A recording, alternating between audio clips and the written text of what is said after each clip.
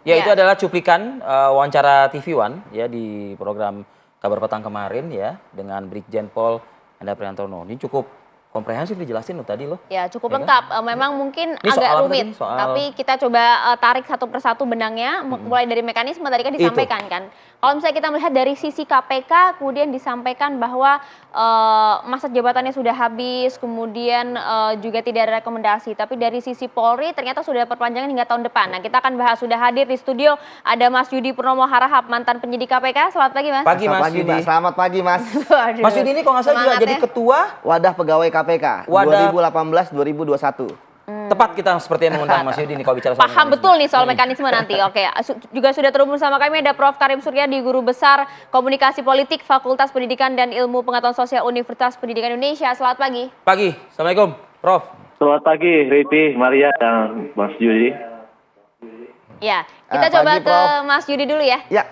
Mas Ya. Yudi, jadi ada dua versi nih berbeda, KPK dan juga Polri dari sisi mekanisme. Karena saat ini jadi posisi dari Brigjen Endar masih belum tahu apakah kemudian di KPK atau di Polri. Kalau dari sisi mekanisme sudah dari awal seperti apa? Ya, yang jelas Pak Endar itu masih pegawai KPK, itu yang pertama. Kemudian yang kedua, kita harus melihat bagaimana mekanisme bahwa KPK tidak bisa memberantas korupsi sendirian. Oleh karena itulah maka KPK membutuhkan bantuan dari instansi lain. Ya. Ya, ada dari kepolisian, ada dari kejaksaan. Jaksa, betul. Oleh karena itu dengan kebutuhan analisis personil, ya KPK memohon bantuan kepada instansi lain. Dan hal ini sekarang kan kepolisian. Kepolisian mengirimkan untuk diseleksi oleh KPK. Ya. Jadi Pak Endar itu dulu nggak sendirian dikirimnya. Ada beberapa nama. Dan Pak Endar akhirnya menang seleksi, diangkat menjadi direktur penyelidikan. Di kepolisian, ya emang aturannya surat tugas itu 1 tahun sekali. Oke. Tapi menjelang 1 tahun itu pasti akan dikeluarkan. Ya, ketika memang tidak ada masalah. Nah, kemarin sebenarnya itu adalah mekanisme biasa.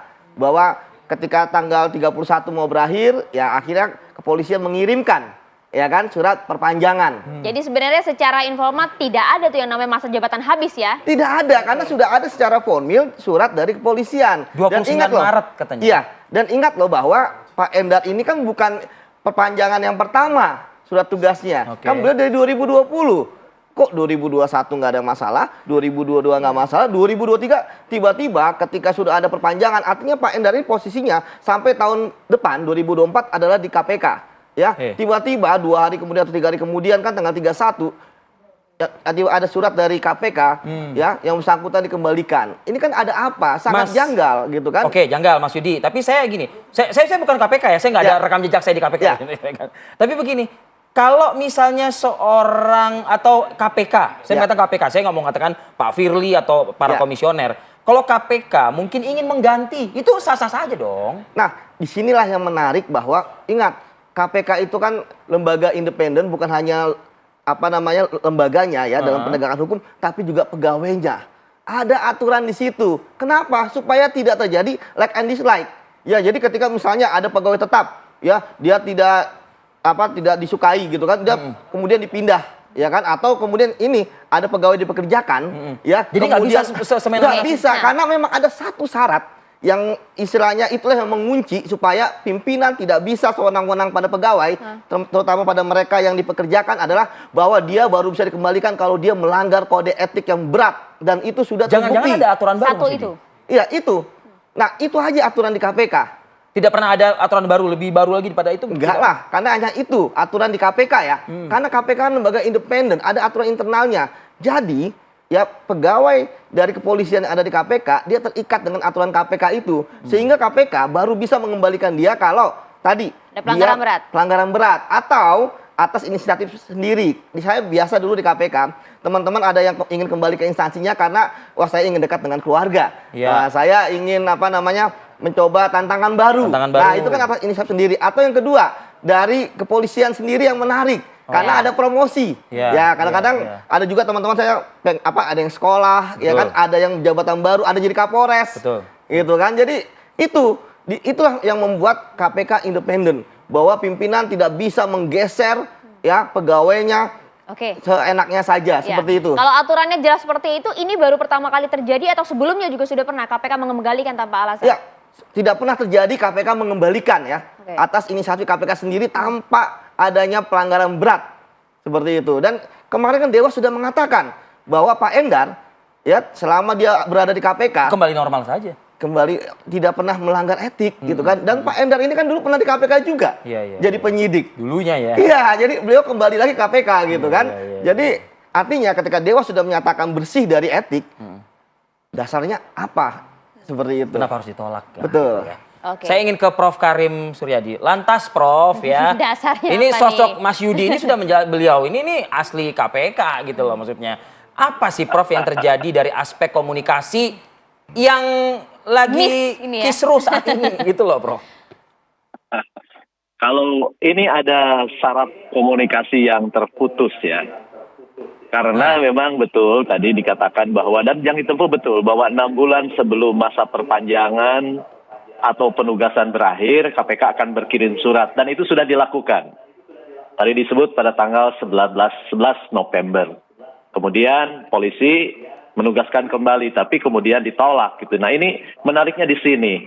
Yang pertama memang di aturannya, misalnya kalau kita melihat aturan... Tidak ada peraturan pelanggaran pemerintah, gitu loh yang kita ketahui. Ya, satu itu disebut tidak ada pelanggaran berat. Kemudian yang kedua kalau kita melihat peraturan pemerintah 103 2012 dikatakan memang koordinasi itu menjadi syarat wajib bagi kedua pimpinan. Dalam hal ini bagi pimpinan Polri dan pimpinan KPK.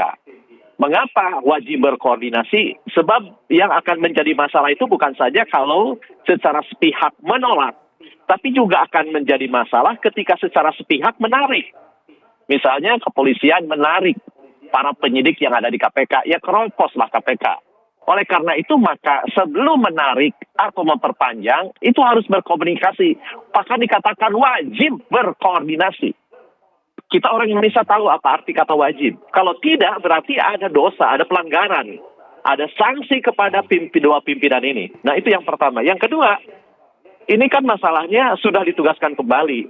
Nah ini rumit gitu. Saya percaya saja ke Mas Yudi tidak ada pelanggaran berat. Sebab kalau ada pelanggaran berat, atau bahkan pelanggaran etis, atau bahkan kinerja Pak Endar ini di KPK buruk, maka alasan pengembalian itu tidak akan disebut sebagai memerlukan pembinaan karir. Yang di dalam PP dijelaskan bahwa yang dimaksud pembinaan karir adalah mengalami promosi begitu ya. Kan tidak mungkin kalau kinerjanya buruk di KPK lalu diajukan untuk mendapatkan promosi. Ini tidak mungkin.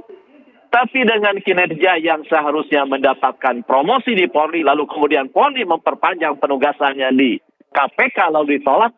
Nah, menurut saya di sini kejanggalannya kalau dilihat dari sisi perspektif masyarakat sekalipun begitu. Ya kalau misalnya dipindahkan itu karena melakukan pelanggaran atau berkinerja buruk, pasti alasannya tidak disebut-sebut sebagai butuh pembinaan karir. Gitu ya, kembalikan saja. Tapi ini kan jelas alasannya pembinaan karir atau promosi, pastilah kinerjanya baik. Jadi alih-alih melakukan pelanggaran tapi kinerjanya baik. Nah jadi syarat komunikasi ini yang terputus gitu ya. Mengapa sekarang orang yang berkinerja baik layak dipromosikan, lalu ketika Polri memandang bahwa yang bersangkutan mutasinya itu tetap pada instansi sebelumnya, lalu ditolak. Saya tidak tahu ini ada masalah apa sebenarnya. Ya itu dia Prof. Apakah ribut-ribut, Ya, karena kan ini kan apa flexing? Ya. Nah itu dia Prof. Gimana, Karena kan Maria? ini masalahnya ini kan bukan jabatan yang main-main ya. Ini adalah Direktur Penyelidikan KPK yang kemudian perannya begitu penting. Nah, kalau Anda Prof Karim bisa menjawab judul kami tidak ya? Apakah ini syarat kepentingan Prof? Nah, usai jeda sesaat lagi ya Prof.